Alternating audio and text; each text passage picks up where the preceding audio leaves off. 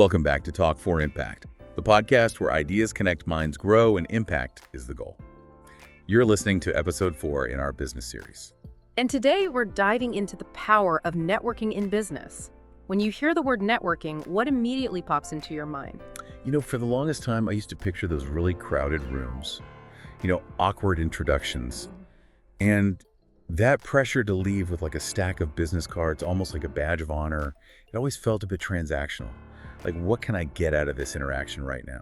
I think that's a very common perception, and it really highlights a key misunderstanding about what networking truly is. It's not about that immediate transaction. It's more like cultivating a garden. You're not just there to harvest something immediately. You're planting seeds, you're nurturing relationships, and you do it with that understanding that mutual benefit will blossom over time. It's about building connections based on shared interests and genuine support, not just a Rolodex of potential favors. I really like that analogy of a garden. It totally reframes the whole concept. It's not about collecting contacts, it's about cultivating those relationships. So why is this gardening of connections so crucial, especially in today's business world? Well, think about it for a second. Studies have shown that a significant percentage of job opportunities are actually filled through networking. Some reports even go as high as 80%. 80%? Wow. It really emphasizes that it's not just about what you know anymore. It's becoming more and more about who knows you. A strong network acts as a multiplier for your opportunities. 80%. That's a huge statistic. It really does underscore the power of those connections. Right. Can you break down for us some of the specific ways a strong network can actually impact your success? Absolutely. Let's start with the most obvious one, opportunities. Think about it. When a new project pops up, a potential partnership emerges, or a funding opportunity becomes available, who gets that first call? It's often someone who is top of mind, someone within an existing network, or someone recommended by a trusted connection. A lot of these opportunities aren't widely advertised. They circulate within those trusted circles. Makes sense. It's like having an inside track. Beyond just those opportunities, what are some other benefits that a strong network can bring? Knowledge is a big one. Your network is an incredible source of insights and experiences that you just won't find in any textbook or online course. Imagine facing a business challenge and being able to tap into the collective wisdom of people who have already been there and done that. You can learn from their mistakes, discover valuable shortcuts, and stay ahead of industry trends. It's like having your own personal advisory board, just a phone call away. Exactly. And that kind of support can be invaluable, especially when you're facing the inevitable ups and downs of business. Oh, definitely. Entrepreneurship, or even navigating a career path. It can be a lonely journey sometimes. Having that network of people who understand your challenges, offer encouragement, and just provide a sounding board can be absolutely crucial for your resilience and well-being. Just knowing you're not alone in those struggles can make a world of difference. You got it. And something else to consider is how a strong network actually impacts your credibility. Yeah, I hadn't thought about that. Think of it as a form of social proof. In a really crowded marketplace, referrals and recommendations from respected people within your network can dramatically boost your reputation. It's like a form of validation that builds trust with potential clients, partners, or employers, often before you even get a chance to present your credentials. So it all comes back to the idea that investing in your network isn't just about making connections.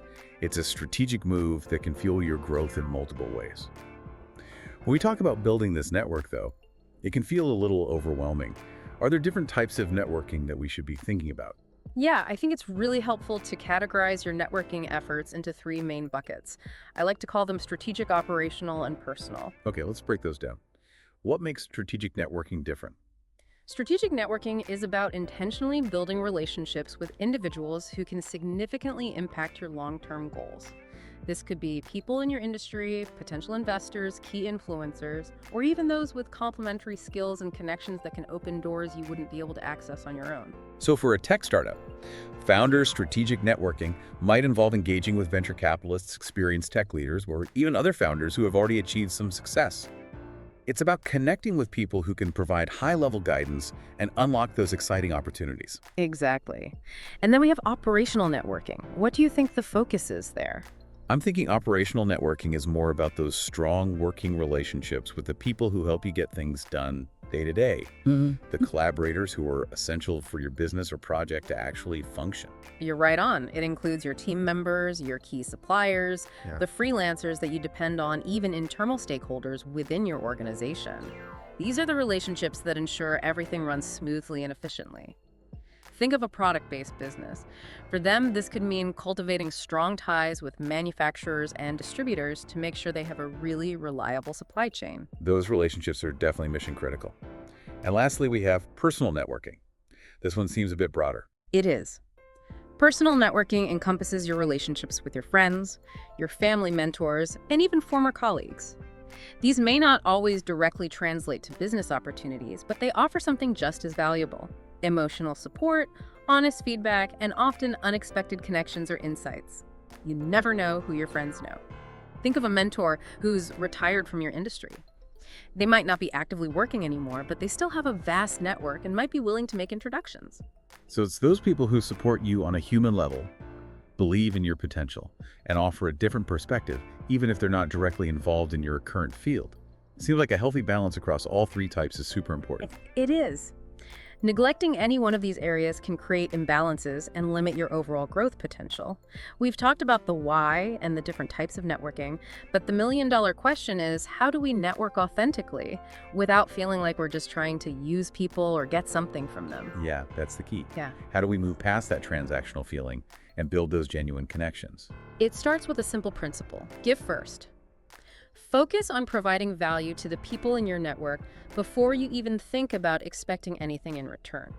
That could be sharing a helpful resource, offering your expertise on a problem they're struggling with, or even just offering words of encouragement.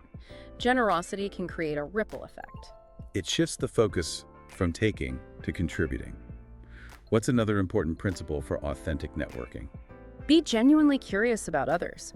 When you're connecting with someone, really focus on asking thoughtful questions about their work, their passions, and the challenges they face. Actively listen to their responses. People want to feel heard, and this genuine interest forms the foundation of building rapport. It's about making the conversation about them, not immediately trying to steer it towards your own agenda. What comes after that initial connection? Following up is crucial. Don't let a brief interaction be the end of it. Send a personalized thank you note. Share a relevant article that you discussed, or offer to make an introduction if you see a potential connection. These gestures show that you value the conversation and are invested in building a real relationship. Those little acts of engagement really go a long way. How do we stay visible to our network without becoming overbearing or pushy? The key is to stay visible in a way that feels authentic to you and valuable to your network. Share thoughtful insights on LinkedIn. Participate in industry-related online discussions. Attend events, virtual or in person, that align with your interests. It's about being a consistent presence in the spaces where your network operates, always offering value and engaging in a meaningful way. So it's about contributing to the community and sharing your expertise in a way that feels natural. What's another important thing to remember? Focus on building deep connections instead of just accumulating contacts. A large number of superficial connections isn't nearly as valuable as a smaller network of genuine relationships built on trust and mutual understanding. Invest your time and energy in nurturing those key relationships. Quality over quantity for sure. Yeah. And finally, what's that last principle we should keep in mind? Play the long game. Building strong and meaningful relationships takes time and consistent effort.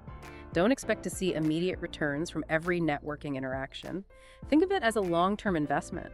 Business is built on trust, and trust takes time to develop. Patience and persistence are key. Can you share a real-world example of how this kind of authentic networking can lead to those unexpected opportunities? Definitely. I'm thinking of a freelance graphic designer named Sarah who was just starting out. She made a point of attending local creative meetups, not to aggressively hunt for clients, but to connect with other designers and learn from their experiences. At one of these meetups, she struck up a conversation with a more established designer. She genuinely complimented their work and asked about their creative process. They stayed in touch occasionally, sharing resources and feedback. A few months down the line, that established designer got swamped with a huge project, and remembering Sarah's talent and genuine interest, reached out to offer her a significant subcontracting opportunity. It was a turning point in her career. That's a fantastic example of how focusing on building genuine connections and offering value without any immediate expectations can lead to some pretty incredible opportunities. And in today's world, so much of our networking happens online. How has digital networking evolved? Digital networking has become really sophisticated. It's no longer just about sending connection requests on LinkedIn. Meaningful engagement is key. This could be writing thoughtful comments on posts that resonate with you, sharing your own expertise and insights, or actively participating in those niche online communities related to your industry. It's about being an active and valuable participant in those online conversations, not just a passive observer. Yeah. What are some other digital networking strategies that people can use? Hosting or attending virtual webinars can be really powerful. If you have expertise to share hosting, one positions you as a thought leader and connects you with a targeted audience. Attending webinars offers learning opportunities and a chance to engage with the speakers and attendees. Don't underestimate the power of a personalized message when reaching out to someone you admire online. Mention their specific work, ask a thoughtful question.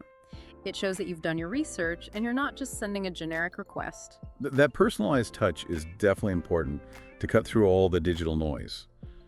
Are there any less obvious digital networking tools that we might be overlooking? Well, look at us right now. Starting a podcast is an incredible way to connect with interesting people, share your perspective with a wider audience, and build relationships over time.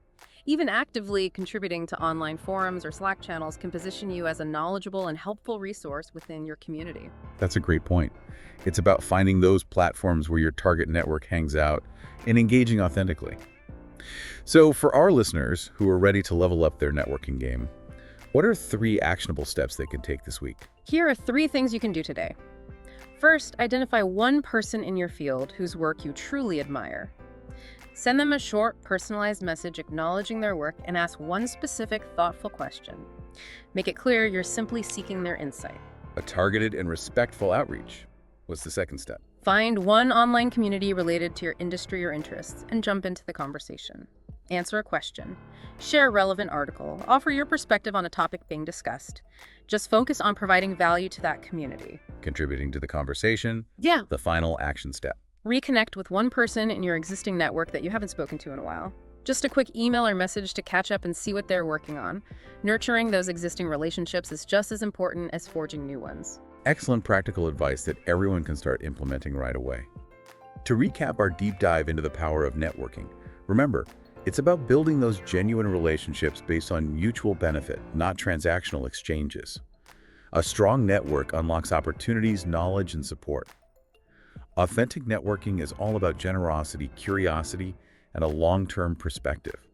And in today's digital age, there are more ways than ever to connect and cultivate those meaningful relationships. It's an ongoing process of building and nurturing connections that can truly have a huge impact on your personal and professional growth. Thank you so much for joining us today and sharing your valuable insights on the power of networking.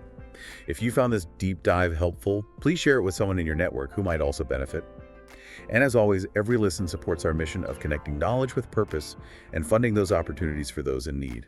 And be sure to join us next time for Episode 5, Digital Marketing Essentials for Beginners, where we'll break down what actually works in online marketing today. Until then, stay bold, stay kind, and keep making an impact.